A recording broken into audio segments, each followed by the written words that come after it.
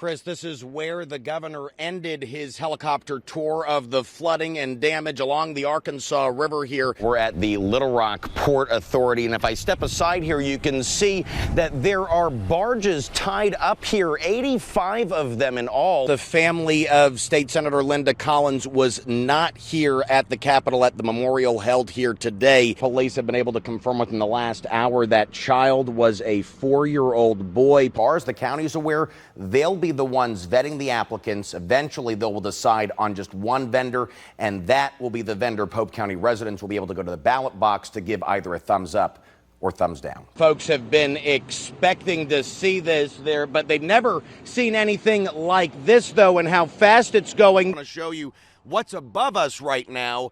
That's what apparently fell. It's these very large power lines that are apparently over it. You can see utility crews are on scene right now. Several area agencies have been on scene throughout the day. Now, at this point, it's unclear if anybody is in custody in relation to this case. No suspect information has been released. Mr. Cooper, I'm Matt Mershon. I'm with Channel 7. Do not film my house. Okay. And leave. Okay. Just wanted to see if you had anything to say. Nope. Do not film my house. That's 51-year-old Jimmy Cooper, the now former chief of the Turtle Creek Volunteer Fire Department, who, according to an arrest warrant, stands accused of cutting tens of thousands of dollars in checks made out to himself using the department's Fireman's Fund.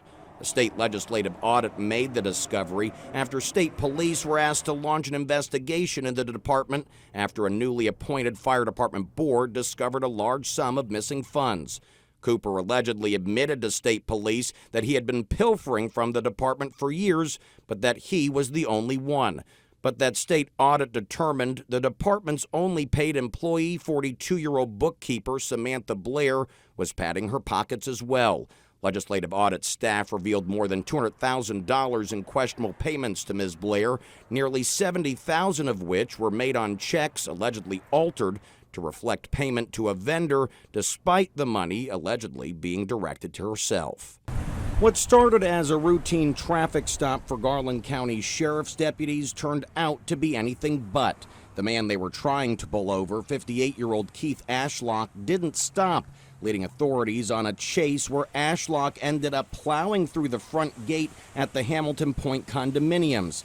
Ashlock eventually getting out of his car here and scaling a condo onto the roof. 4:20 in the morning, the deputies rang my doorbell. Gene Thomason says Ashlock was pacing the roof back and forth between his house and the one next door, eventually leaping down. Yeah, he was on the deck right next to me within, you can see, 15 or 20 feet, standing there, and two officers are standing here. Thomason says Ashlock clearly appeared agitated, at one point threatening to throw one of these deck chairs onto deputies down below. And they got a little more aggressive, and he became a little more sensible at that time. It's not the first time Ashlock has been pulled over. He's had more than 5 DWIs since 2008, but it was the first time he had been pulled over with a body inside the car. Authorities not making the discovery until after he was in custody. Eventually,